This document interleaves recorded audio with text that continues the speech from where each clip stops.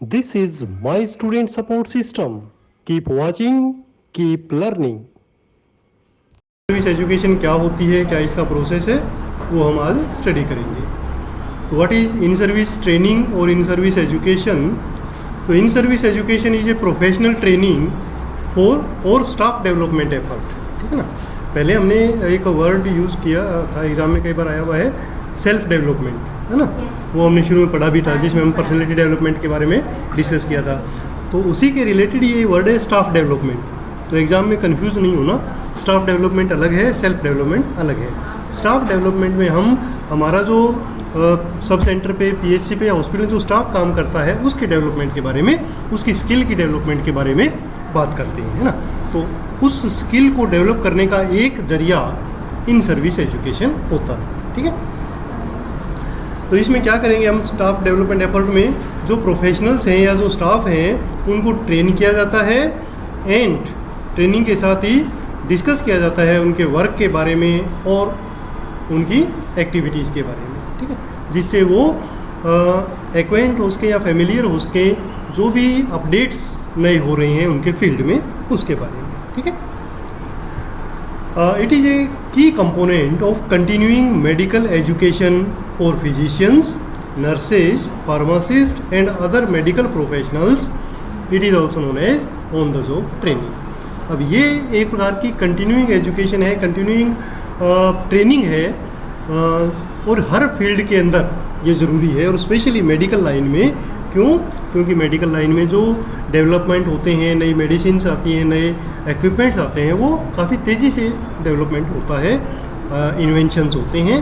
तो उनसे वाकिफ़ होना, उनके बारे में जानकारी प्राप्त करना, उनको यूज़ करने का तरीका सीखना, ये हम सब के लिए ज़रूरी है। तो इसलिए ये ऑन द जॉब ट्रेनिंग समय समय पे दी जाती है।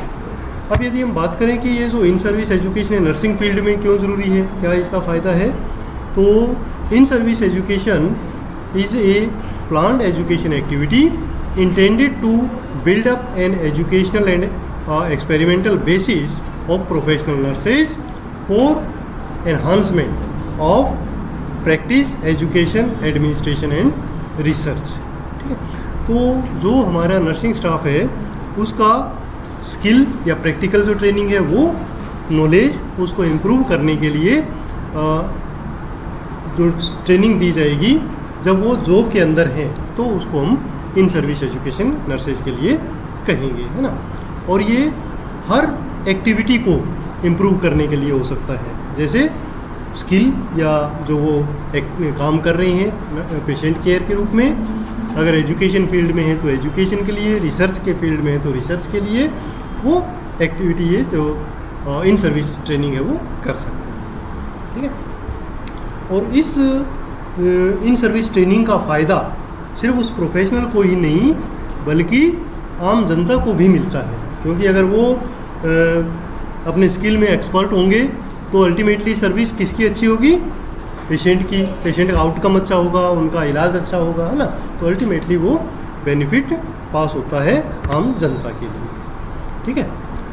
On the job training is very important for all types of workers, specially for nurses. सभी के लिए ये ज़रूरी है, बट नर्सेज के लिए ज़्यादा ज़रूरी है। इट इज़ ए की फॉर बेटर नर्सिंग केयर। अगर नर्सिंग केयर में अच्छी करनी है तो ये उसका एक की एलिमेंट है, ठीक है। Health system is a complex system and concepts are changed and updated very frequently, ठीक है ना। हेल्थ के अंदर हम देखते हैं कि जो चेंजेस या अपडेट्स होते हैं वो काफ़ी तेज़ी से होते हैं, नई मेडिसिन आ जाती है, नए इलाज के तरीके आ जाते हैं, ठीक है ना। तो इसके लिए therefore the nurses need to change and update their skill knowledge in order to provide better service, ठीक है ना। बहुत सारे ऐसे इंस्ट्रूमेंट्स होंगे जो आपने फर्स्ट ईयर में जब आपकी ड्यूटी लगी तो वो अलग टाइप के वहाँ हॉस्पिटल में मिले होंगे, कुछ दवाइयाँ मिली होंगी। जब आप सेकेंड ईयर में जाएंगे तो आपको जाते हैं तो अलग टाइप की कुछ मेडिसिन अपडेट मिल जाती है, एंटीबायोटिक्स नए आ जाते हैं, कुछ इंजेक्शन्स नए आ जाते हैं ना। तो अब मान के चलो कि आपने जॉब में चले गए, 5 साल बाद आप किसी दूसरे वार्ड में या दूसरे हॉस्पिटल में शिफ्ट किया जाए तो वहाँ पर जो टेक्निक होगी वो काफ़ी चेंज मिलेगी आपको, है। इसलिए हेल्थ फील्ड में नर्सिंग स्टाफ का जो इन सर्विस एजुकेशन है वो काफ़ी ज़रूरी है। इसके अलावा एक और प्रॉब्लम भी है कि जो हमारा आज का सिस्टम है जिसमें जो हेल्थ केयर प्रोफेशनल हैं उनके ऊपर कोर्ट केसेस भी काफ़ी हो रहे हैं, है ना। क्यों हो रहे हैं कि अगर मान लो कुछ रिएक्शन हो गया या सही से ट्रीटमेंट नहीं हो पाया, कोई अपडेटेड जो नॉलेज है उसका यूज़ हमें नहीं पता उस मशीन का यूज़ करने का, और पेशेंट को कोई नुकसान हो गया, तो RTIs हैं, लोगों को इतनी नॉलेज है कि वो केस भी कर देते हैं। तो उस कंडीशन में उस प्रॉब्लम से बचने के लिए भी हमारे लिए इन सर्विस एजुकेशन है जो है वो काफ़ी ज़रूरी है।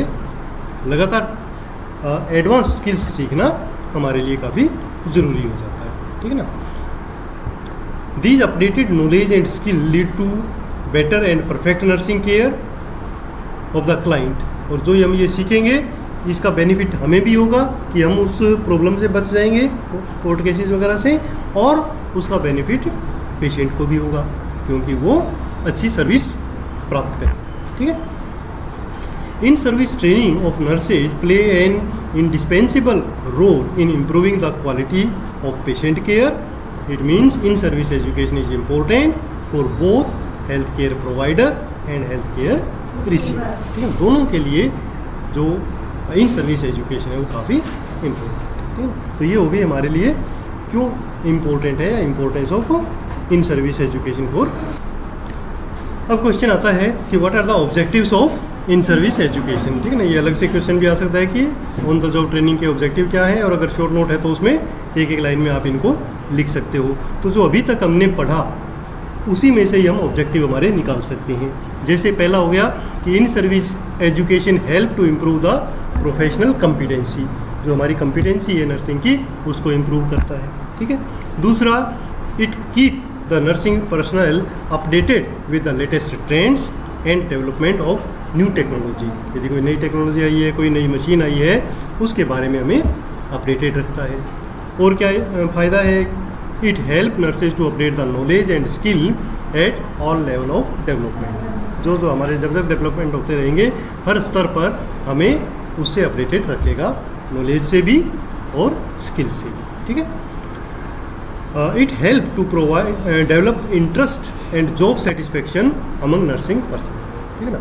एक ये भी काफ़ी इम्पोर्टेंट है कि जो नर्सिंग पर्सनल है वो एक बोरियत फील नहीं करता। अगर एक ही तरीके का काम कर रहा है, कोई वर्कशॉप वगैरह में नहीं जाता है, अपडेट नहीं करता है नॉलेज को, तो जॉब सेटिस्फेक्शन नहीं होता। और अगर मान लो प्रोग्रेस होती रहेगी, आज आपने ये ट्रेनिंग की, अगले कुछ 4-5 साल बाद हायर एजुकेशन के लिए चले गए, फिर आपका प्रोफेशनल डेवलपमेंट हो, तो आपको भी काम करना अच्छा लगेगा और एक जॉब सेटिस्फेक्शन होगा, है ना। तो उसके लिए भी ये इन सर्विस एजुकेशन काफ़ी ज़रूरी है। इन सर्विस एजुकेशन जो है वो एनकरेज करती है एम्प्लॉय को in achieving self development and self confidence, ठीक है ना। जैसे हमने पर्सनैलिटी डेवलपमेंट के बारे में पढ़ा था, तो उसमें भी इन सर्विस एजुकेशन का एक महत्वपूर्ण रोल होता है ना। उसमें मैंने आपको बताया था कि लगातार आपको कुछ न कुछ नया सीखते रहना है, ठीक है। तो उससे आपका पर्सनल ग्रोथ होता है, तो उसके लिए भी इन सर्विस एजुकेशन काफ़ी इम्पोर्टेंट है।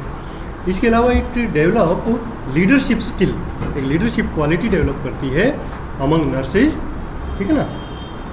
लीडरशिप क्वालिटी क्यों ज़रूरी है, कोई अगेन पर्सनल डेवलपमेंट के लिए भी और हमारे प्रोफेशनल डेवलपमेंट के लिए। It improve the quality of nursing care, दस beneficial for the client.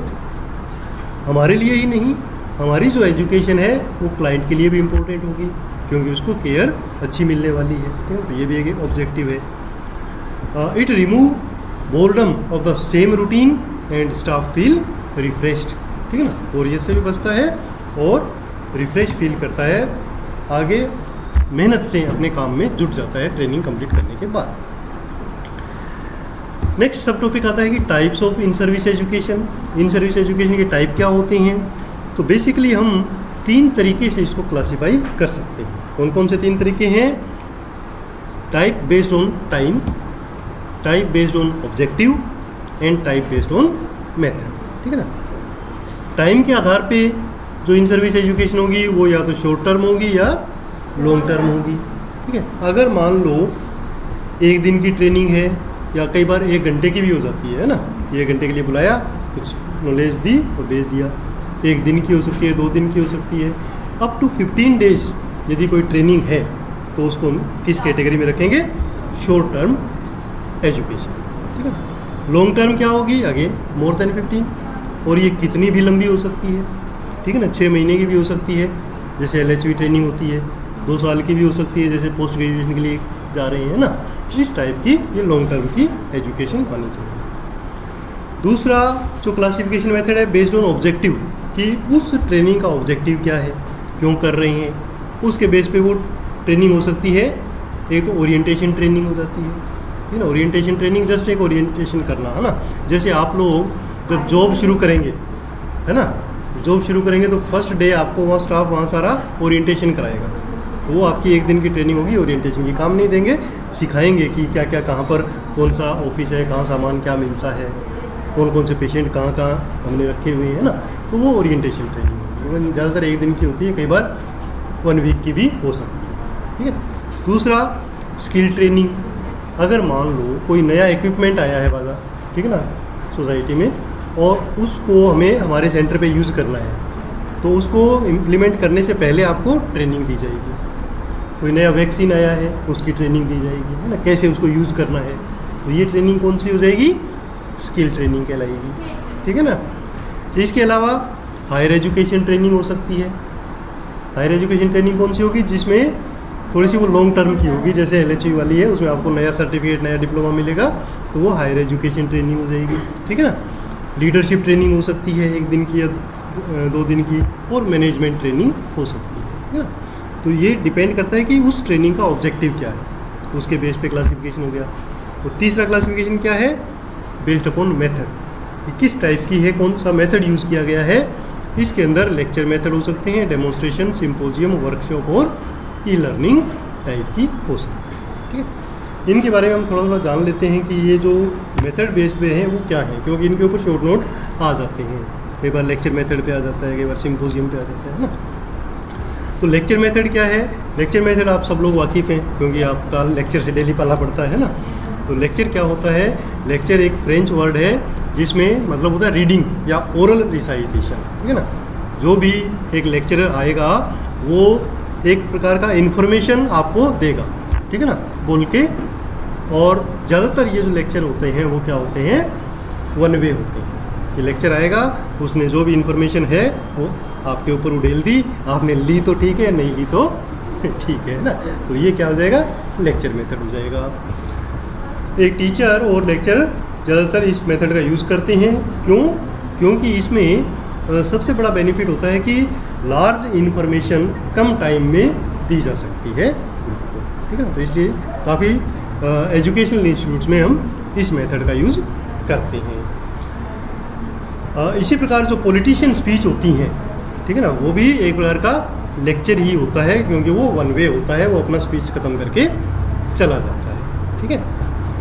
Usually lecture will stand in front of the audience in the room, recite the information relevant to the lecture's content। अच्छा, lecture method के कुछ फ़ायदे हैं और कुछ नुकसान हैं।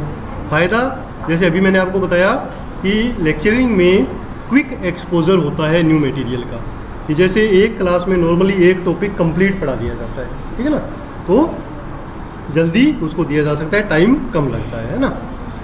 Greater teacher control in the classroom, और क्योंकि ज़्यादातर एक्टिव कौन होता है? लेक्चर होता है, क्लासरूम जस्ट सुन रही होती है ना, तो कंट्रोल ज़्यादा होता है, ठीक है ना, बीच में डिस्टर्बेंस कम होता है। अच्छा, इसके अलावा एंगेजिंग फॉर्मेट होता है। एंगेजिंग फॉर्मेट क्यों होता है? क्योंकि एक एक्टिव है एक पैसिव है, तो कंटिन्यू फ्लो रहेगा, ठीक है ना, लेक्चर का। और फैसिलिटेट करता है लार्ज क्लासरूम कम्युनिकेशन, ठीक है ना। बहुत सारे बच्चे, इवन एक क्लास में 100 बच्चे 150 बच्चे तक भी ये एजुकेशन इजीली लेक्चर मेथड से दी जा सकती है।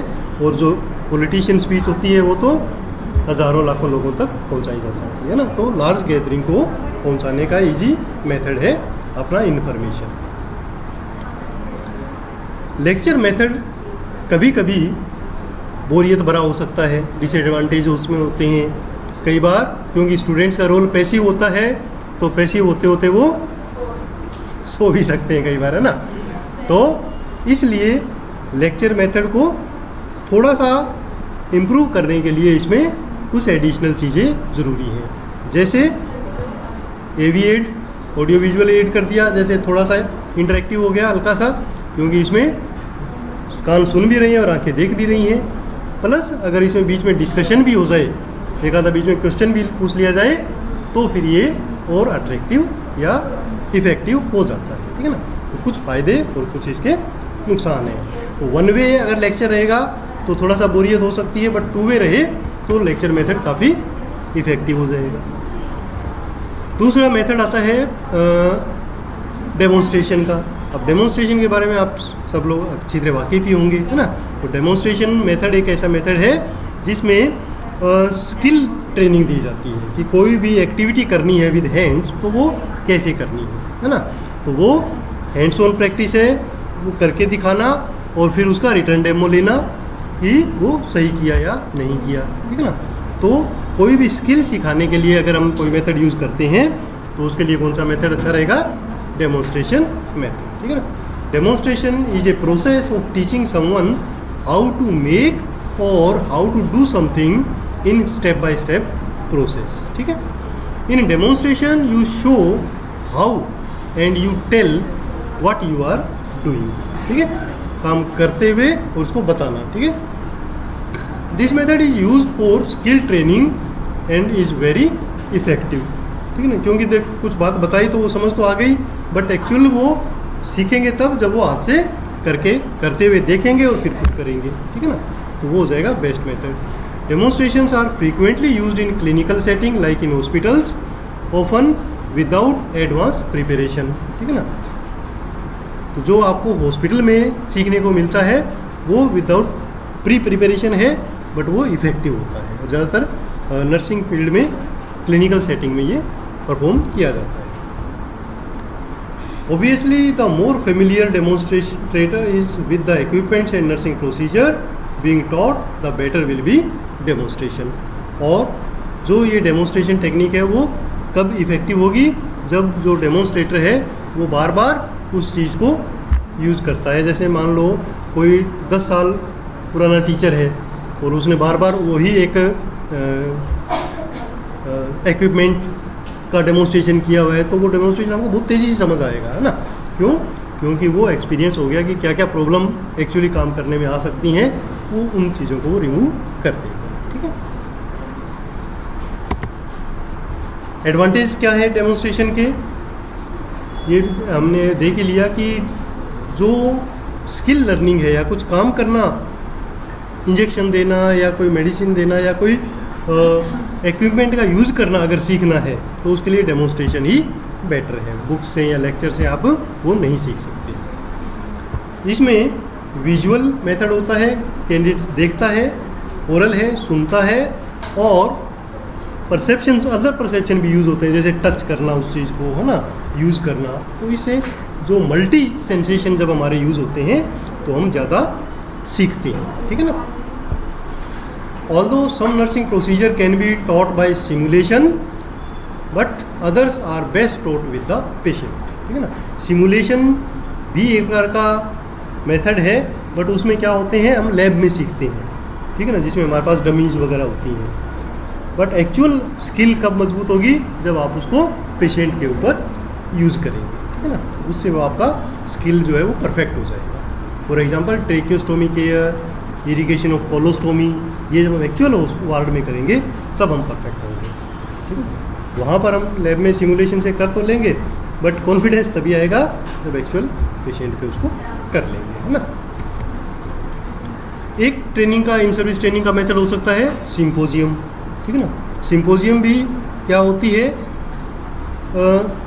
छोटे छोटे ग्रुप्स को लेके एक प्रकार का एक्टिविटी है जिसमें लेक्चर जैसा ही होगा बट थोड़ा सा हटके होगा, ठीक है ना।